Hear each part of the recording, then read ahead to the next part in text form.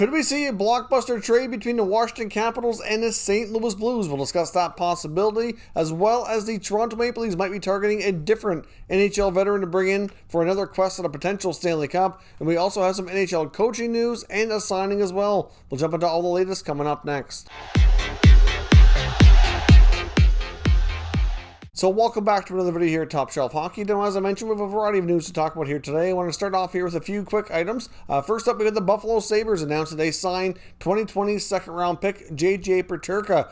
Obviously, German-born player, had a really solid year last year, played in the DEL in Germany in the past couple of years, had an exceptional World Junior Tournament for Team Germany this past year in 2020. Of course, played a lot with Senators rookie Tim Stützle. Paterka was taken a little later in the draft than many thought. He's got a lot of potential, and the Sabres are likely excited to finally get him under contract. So we'll see what he can do. I'm not sure where he'll play next year, but I would think that where the roster is with the Sabres, he could at least contend for a spot or start off in the American Hockey League. Now, we also have some news on NHL coaching. As I mentioned before, we obviously have some vacancies that are waiting to be filled. We have news out of Arizona, as well as some odd news out of Carolina. Now, the Arizona Coyotes apparently are interviewing current assistant coach in St. Louis, Mike Van Ryn, who I mentioned before, who I thought would be a likely candidate for the Coyotes, given a couple of things. One, obviously he's worked for the Blues for a while, so he's familiar with GM Bill Armstrong, who came over from St. Louis to Arizona, so they know each other from there. Plus, he actually used to be the American Hockey League head coach for the Tucson Roadrunners, who is the Arizona Coyotes affiliate. So clearly, he would have a history with some of their players, given the ones at least that came up through the system and played through their AHL team and graduated to the NHL. So with a younger team that's not really rebuilding, it's hard to say exactly what the Coyotes are, to be completely honest. They do have some veterans around, like the Ekman Larsson and Kessel and obviously a few others, but I'm not sure what exactly this team does this offseason. As we discussed in our offseason plan video series recently, to me, I think they're going to be kind of going through a bit of a retool or almost a bit of a rebuild. So I think it makes sense to have a coach who's used to working with younger players, and if some of their top young talent is familiar with him already, then he probably would make a lot of sense and be a good candidate. I've never expected the Coyotes to go out and be one of the contenders for one of the top big names out there that are on the free agent market for coaches. Obviously, like we know, there's guys like Gallant and Babcock and Boudreau and many others.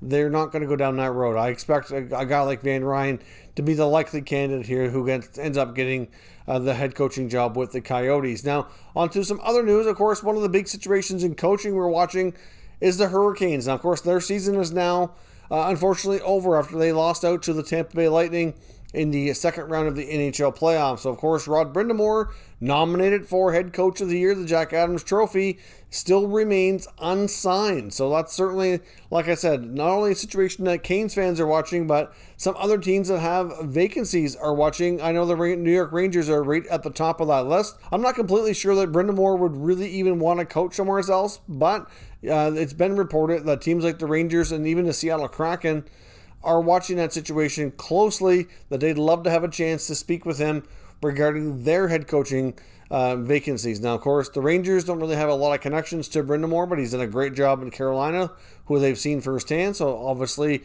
makes sense why Drury would be interested. But Seattle, obviously there's more of a connection, given that the general manager there is Ron Francis, who played a long time with Brind'Amour. The former teammates know each other extremely well, so it would be interesting to see. But the other note here that's kind of interesting is that apparently assistant coach Dean Shinoweth has been given consent to seek opportunities with other franchises. So that's a little bit concerning, because we had heard reports before that Brind'Amour might have had a verbal agreement on what he was going to be getting paid, like on a potential new contract, but before he would sign and finalize things, he wanted the rest of his coaching staff, including a lot of other support staff like the equipment managers and trainers and all the other people that's involved there behind the scenes, to be looked after, because apparently majority or all of those people all had expiring deals too. So the fact that one of them was being told you can go look for work elsewhere is a little bit troubling in my opinion. So we will see what happens, but Tom Dundon does have a reputation based on what comments he's made. This isn't just a perception.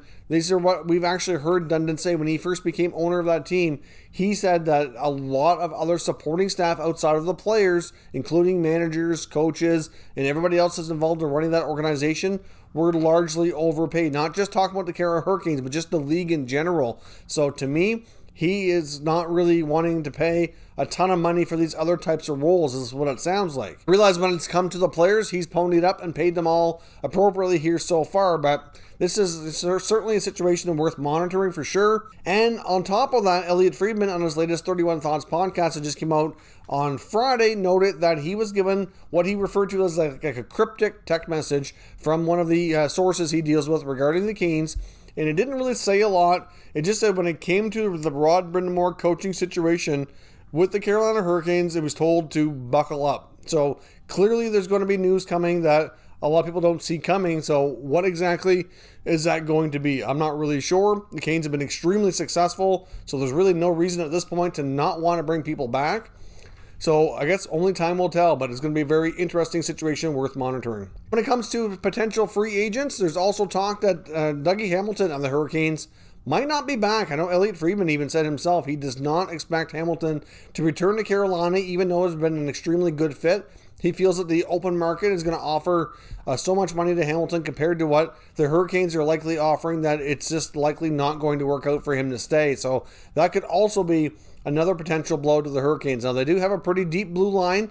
Losing Hamilton wouldn't be as big a blow as it would be to some teams, but still, he's been a terrific right-shot defenseman, logging a lot of minutes, playing a lot of offensive roles for them, so certainly that would hurt no matter what team it is, but Carolina, especially here, could be in store for some significant changes that a lot of people might not have seen coming. Now, on another free agent quick topic here as well, it is reported that the Boston Bruins are very interested in bringing back defenseman Mike Riley, who they acquired at the NHL trade deadline. He's been an extremely good fit.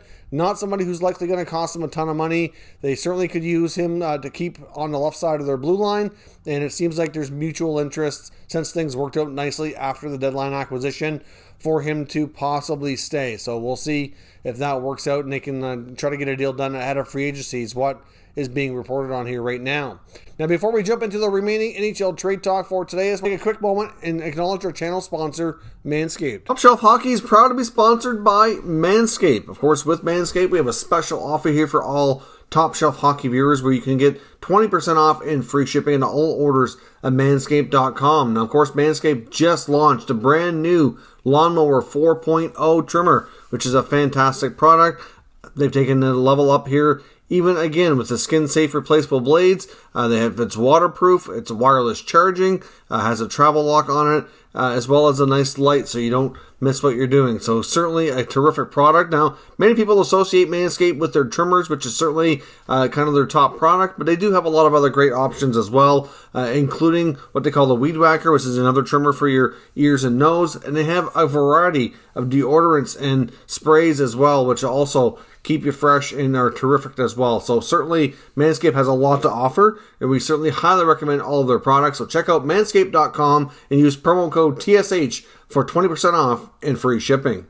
So thanks for watching that promotional video. Let's dive back into the rest of today's content. Now, obviously, we have a couple of items we want to take a look at here. Let's look at the possibility of the Toronto Maple Leafs targeting a different NHL veteran to bring in this year. Now, of course, Ryan Getzlaf of the Anaheim Ducks is set to become an unrestricted free agent, and there's a lot of people that are not really sure what his future plans are going to be, whether or not he returns to the Ducks. There's some even admitted that he could be contemplating retirement, and now, of course, there is talk he could look to join another franchise. Of course, we've seen his role diminish last year. His production has been down a little bit. Could he want to finish up elsewhere? I'm not sure what is most important to him, whether or not it's staying in California or chasing another Stanley Cup before he finds the end of the road here in his NHL career. But of course, Getzlaf does have one cup to his name from 2007. Of course, that was early in his career, so it's debatable on what he knows. He's the only one that really knows that. There's not really a lot of public knowledge around what his intentions are, but we've seen the Leafs bring in a lot of different veterans this year. A lot of them didn't really work out, so I don't expect guys like Joe Thornton or Wayne Simmons to be back. I would think Jason Spezza, who is one of the better players in the playoffs, is likely to return, would be my guess. And maybe they could go down the road of bringing in a guy like Getzlaf and instead here to kind of replace some of those other players. It is quite likely as well they might have to trade Alex Kerfoot or possibly lose him in expansion. So obviously they might be in need for a center iceman, and Getzlaf to be a bottom six center along with a guy like Spezza would certainly fit the bill nicely. And Getzlaf does have a history of being a little bit more of a physical player. I realize he's not quite as gritty and physical as he was earlier in his career, but still somebody who could likely play a role for the Maple Leafs if he's interested. But of course, we don't really know where things stand with that. This was originally brought up by Luke Fox of Sportsnet, indicating in his recent mailbag article how Getzlaf would be a terrific fit. But of course, a couple of things to keep in mind. Like I said, Getzlaf's been living in California a long time. A lot of guys there don't really care to leave because of the lifestyle. Secondly, he does have a young family. And thirdly, like I said, we don't really know if the Ducks want to bring him back. And if so, what's it going to take for him to be lured away if another team comes calling? We'll have to wait and see if anything comes from this potential speculation. Now, lastly here, could we see a massive trade between the Blues and the Capitals? We have a couple of guys who both could benefit from a change of scenery. They're both players that we've talked about before of possibly being on the move this offseason. So could we see possibly a trade that would send Evgeni Kuznetsov from Washington to St. Louis in exchange for Vladimir Tarasenko? They're both Russian players, are both 29 years old, but they do have different terms and money on their contracts. The money's not drastically different here. Kuznetsov has 4 years left at 7.8, and Tarasenko has 2 years left at 7.5. Now, of course, there are different situations, but we've reported here that Kuznetsov, who's a center, we reported before that Kuznetsov, who's been kind of, not really in a great spot for the Capitals, his play has declined a little bit the last couple of seasons, and apparently management is kind of, running thin on their patience with him based on how things have gone the last few years. Of course, we've seen him get in trouble on the international stage due to a drug issue, and then, of course, we also saw some COVID issues this past season as well, breaking protocols and things like that, and many feel that it's just time for him to maybe move on if he's able to. Now, he does have a form of a no-trade clause, which complicates this. He does have a modified no-trade where he can provide basically half the league that he can block and half that he can approve.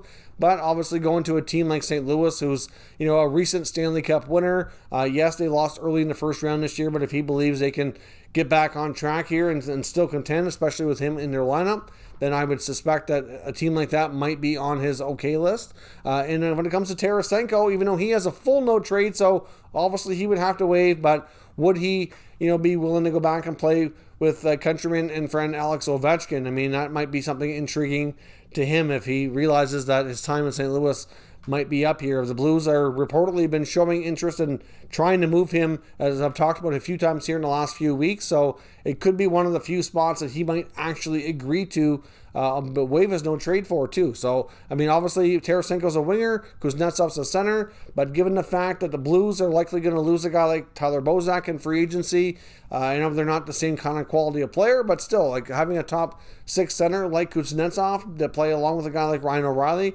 could certainly, make their top six a little bit more strong. So it could work out in that regard. And it might allow them, if they move Tarasenko, to keep some more guys like Jaden Schwartz or possibly re-sign Mike Hoffman. Whereas, obviously having Tarasenko go to the Capitals gives them a whole different dynamic look as well, and would be able to, it would basically be a way for them to shake things up here and, to kind of make another run at it here. Obviously, Ovechkin's due a new contract, so it'll be interesting to see how that works out. So that's going to play a role in what they have available. So we have to wait and see on that first, likely before we see any significant trades from the Capitals. And from the Caps' perspective as well, obviously they'd be down a top six center, but maybe TJ Oshie moves to center. Difficult to say because he has played center before and he can do that again. He's done it on occasion as well. So it's difficult to say if a deal like this actually goes down, but there has been a lot of rumors around both players, and there is some talk that that's something that both teams may be considering. So let me know your thoughts on that potential blockbuster deal down in the comments, and we'll discuss further. If you're new to the channel, make sure you subscribe and stick around. We'll keep you up to date with all the latest news and rumors from all 32 NHL teams. Thank you for watching, and I'll catch you next time.